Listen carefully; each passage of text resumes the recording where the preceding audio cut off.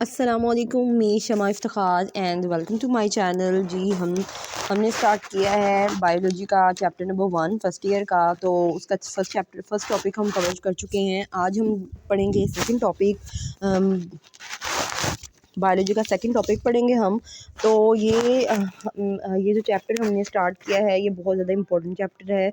Long questions के according भी, MCQs के लिए भी और शॉर्ट क्वेश्चन के लिए भी ये इंपॉर्टेंट है। 2 से 3 शॉर्ट क्वेश्चन इस चैप्टर से पूछे जाते हैं। एमसीक्यू भी आते हैं इस चैप्टर से। और लॉन्ग क्वेश्चन के लिए एक मस्ट लॉन्ग क्वेश्चन जो है वो इस चैप्टर में आता है, जो बायोलॉजी के मतलब जो इम्पोर्टेंट चैप्टर्स होते हैं जिनमें से लॉन्ग क्वेश्चन आता है उसमें से ये बहुत इंपॉर्टेंट चैप्टर है। तो फर्स्ट हमारा जो टॉपिक है वो है लेवल्स ऑफ बायोलॉजिकल ऑर्गेनाइजेशन। जी आज हम पढ़ेंगे कि कौन से लेवल्स हैं बायोलॉजिकल ऑर्गेनाइजेशन के और कौन कौन से स्ट्रक्चर्स हैं वो इन्वॉल्व होते हैं, कौन कौन से स्टेप्स आते हैं। तो स्टार्ट करते हैं हमारा टॉपिक। जी हम पहले ही पढ़ चुके हैं कि हमारे पास नेचुरली अकरिंग जो 92 एलिमेंट्स हैं जो कि अर्थ पे पाई जाती हैं, तो उनमें से ओनली 16 ऐसी हैं जो कि लिविंग ऑर्गेनिजम्स का मास बनाती है। मींस के जिससे हमारे जो लिविंग ऑर्गेनिज्म के अंदर पाए जाने वाले जो कंपाउंड हैं, केमिकल कंपाउंड है, वो बनते हैं उन 16 एलिमेंट से। क्योंकि ये लिविंग ऑर्गेनिज्म से रिलेटेड हैं इसलिए इनको बायो एलिमेंट्स कहा जाता है। ओनली इन 16 को, बाकी को बायो एलिमेंट्स नहीं कह सकते।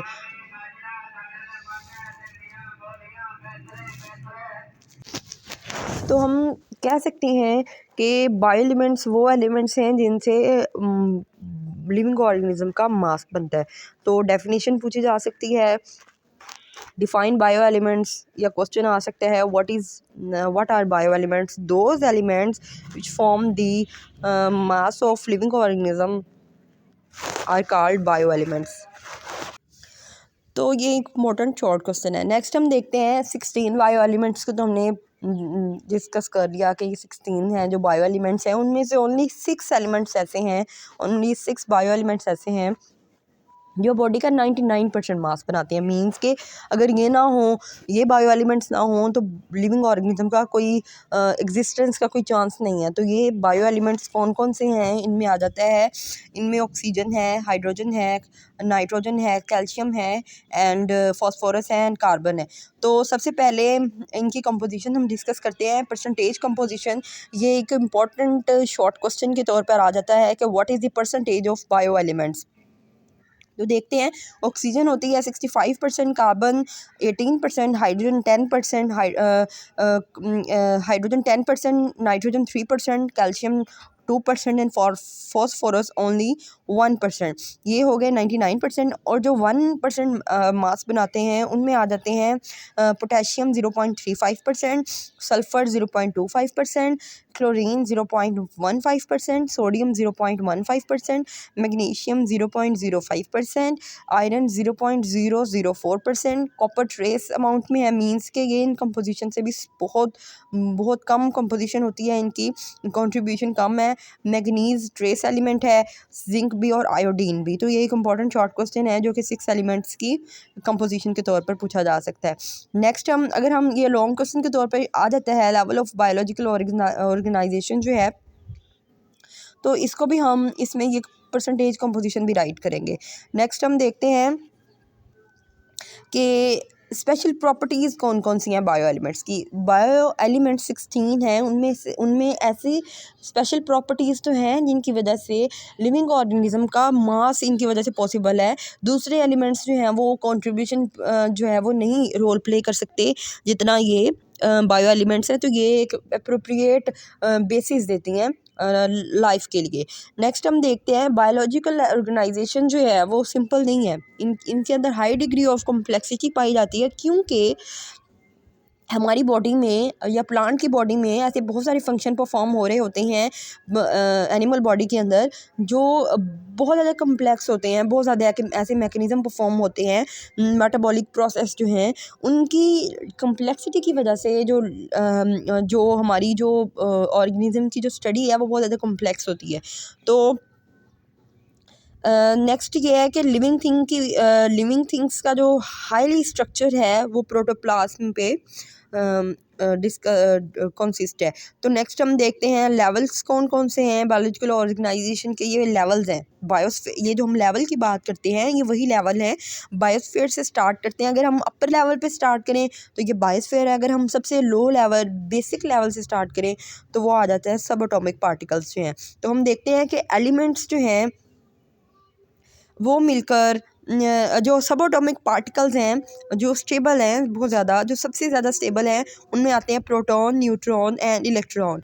ये पार्टिकल्स मिलकर आटम बनाते हैं। ये हमारी बेसिक साइंस का कंसेप्ट है कि आटम के अंदर जो है वो 3 पार्टिकल्स होते हैं जो स्टेबल हैं, प्रोटॉन, न्यूट्रॉन एंड इलेक्ट्रॉन। यही आटम का टोटल जो है वो तकरीबन मास बनाते हैं।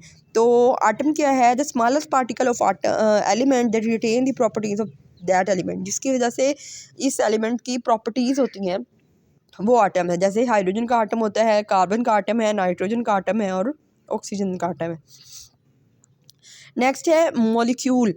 मॉलिक्यूल बहुत सारे आटम मिलकर मॉलिक्यूल बनाते हैं। तो मॉलिक्यूल की एग्जांपल हमारे पास होती है वाटर। वाटर में 2 आटम होते हैं, हाइड्रोजन के और एक ऑक्सीजन का आटम होता है। मींस के एक से ज़्यादा या 2 से ज़्यादा आटम मिलकर मॉलिक्यूल बनाते हैं। तो मॉलिक्यूल में हमारे पास वाटर का मॉलिक्यूल है, ग्लूकोज का मॉलिक्यूल है और डीएनए मॉलिक्यूल है, और भी बहुत सारी एग्जांपल्स हैं मॉलिक्यूल की। तो इसकी 2 टाइप्स हैं, ये हम फर्दर नेक्स्ट डिस्कस करेंगे टॉपिक में, micro molecule and macro molecule. ये एक इंपॉर्टेंट शॉर्ट क्वेश्चन भी है जो कि हम फर्दर डिस्कस करेंगे। माइक्रो मॉलिक्यूल और मैक्रो मॉलिक्यूल इनको क्यों कहा जाता है? माइक्रो इस वजह से क्योंकि इसका जो मॉलिक्यूलर वेट है वो कम होता है, एंड मैक्रो का मॉलिक्यूलर वेट जो है वो ज़्यादा होता है। दैट्स वाई ये माइक्रो एंड मैक्रो कहलाते हैं।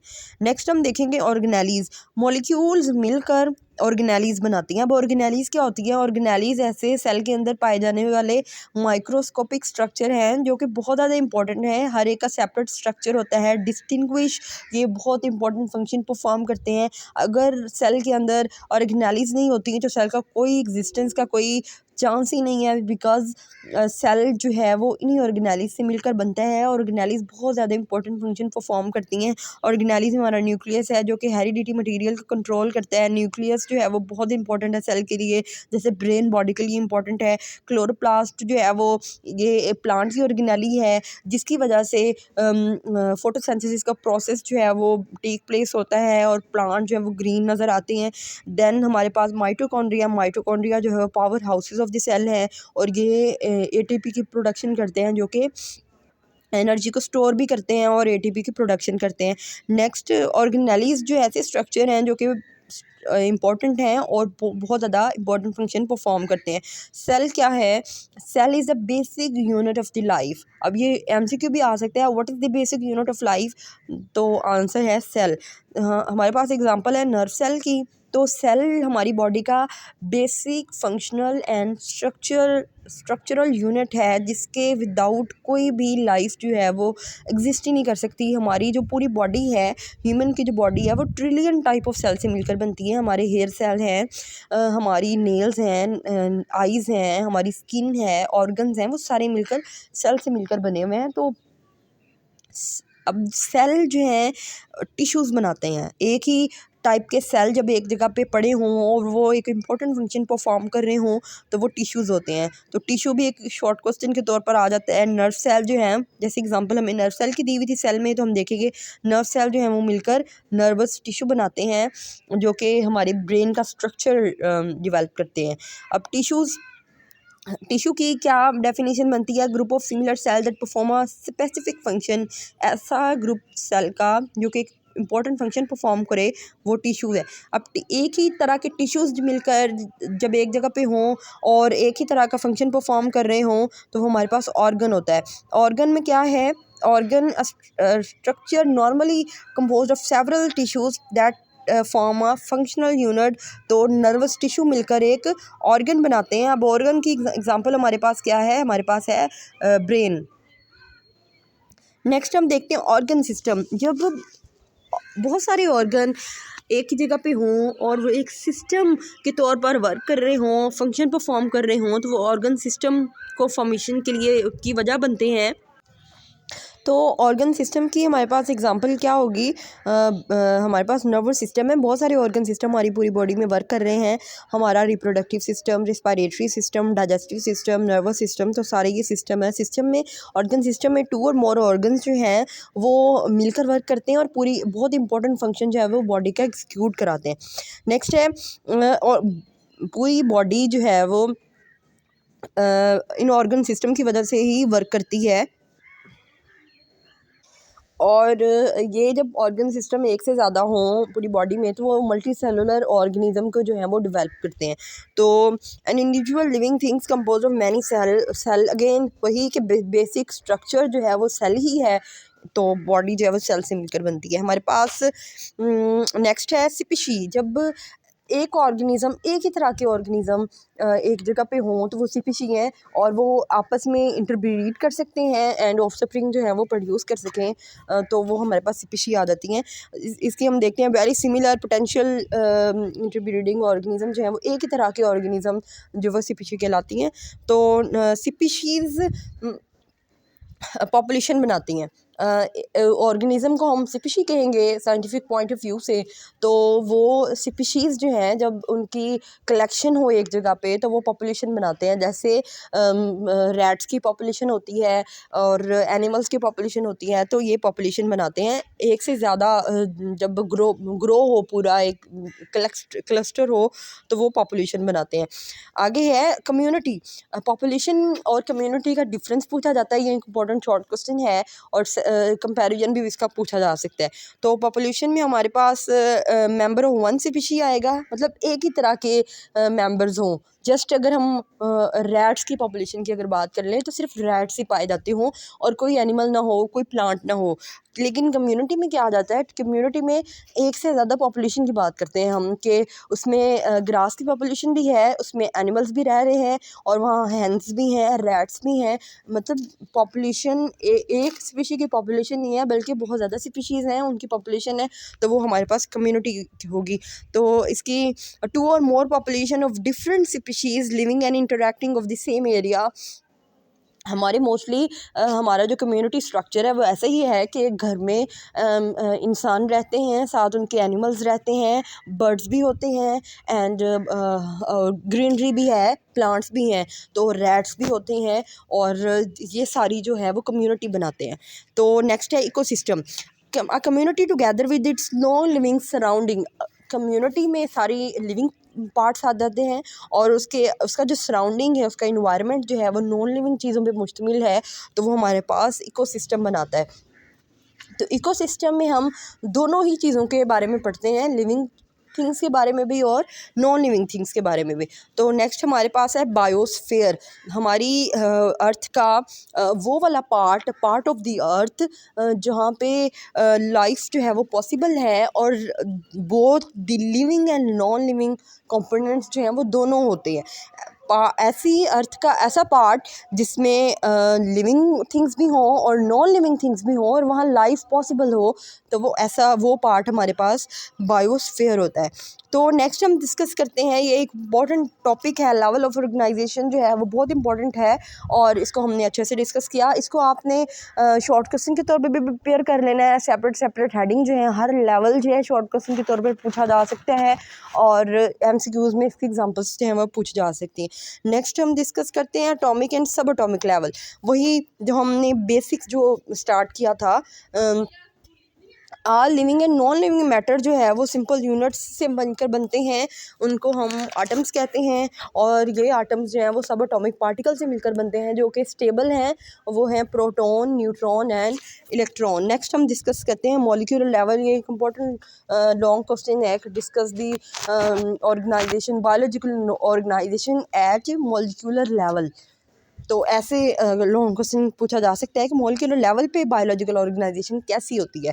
तो हम देखते हैं कि ऑर्गेनिज्म के जो एलिमेंट्स हैं वो यूजुअली एक अलग-अलग सेपरेट नहीं पाए जाते, इनके अंदर केमिकल बॉन्डिंग होती हैं और आयोनिक बॉन्डिंग होती हैं।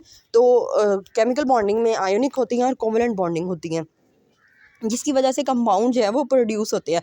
तो वो कंपाउंड जो आयोनिक बॉन्डिंग से और कोवलेंट बॉन्डिंग से वजूद में आते हैं, उनकी एग्जिस्टेंस होती है, वो हमारे पास मॉलिक्यूल होते हैं।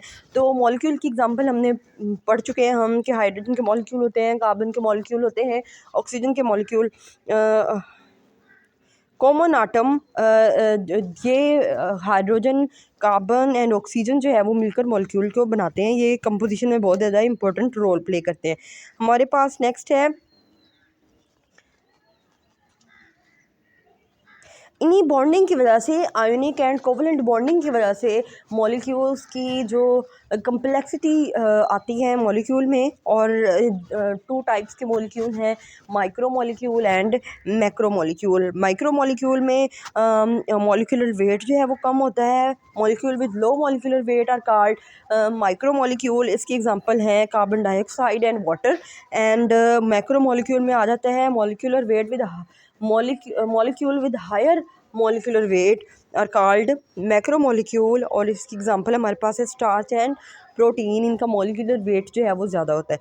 नेक्स्ट हम देखते हैं, मॉलिक्यूल को हम दो टाइप्स में डिवाइड करते हैं, organic and inorganic. Organic molecule में ये एक ऑर्गेनिक की ये बहुत इंपॉर्टेंट केमिस्ट्री ब्रांच भी है, ऑर्गेनिक और इनऑर्गेनिक। ऑर्गेनिक में वो चीज़ें, वो मॉलिक्यूल होते हैं जो कि कार्बन एंड हाइड्रोजन पे दोनों कार्बन एंड हाइड्रोजन हों, जिन मॉलिक्यूल में कार्बन एंड हाइड्रोजन हो वो ऑर्गेनिक मॉलिक्यूल हैं। और इनऑर्गेनिक मॉलिक्यूल वो मॉलिक्यूल हैं जिनमें कार्बन एंड हाइड्रोजन के अलावा दूसरे आटम्स होते हैं।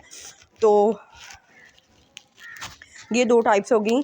अगर हम मॉलिक्यूलर वेट की बात करें तो टू टाइप्स हैं, माइक्रो एंड मैक्रो। और अगर हम बायोलॉजिकल वर्ल्ड में अगर हम इसकी बात करें, टू टाइप्स हैं इसकी, ऑर्गेनिक एंड नेचर ऑफ। अगर हम आटम्स की बात करें, नेचर ऑफ आटम्स के अकॉर्डिंग इनकी टू टाइप्स हैं मॉलिक्यूल की, ऑर्गेनिक एंड इनऑर्गेनिक। ऑर्गेनिक में वो मॉलिक्यूल्स होते हैं जो कि कार्बन एंड हाइड्रोजन से मिलकर बनते हैं, और इनऑर्गेनिक में वो मॉलिक्यूल होते हैं जो इन दो आटम के अलावा बाकी आटम से मिलकर बनते हैं। जैसे हमारे पास अमाइनो एसिड्स हैं, ग्लूकोज है, फैटी एसिड्स हैं। तो ये हमारे पास important micro and macro molecules हैं।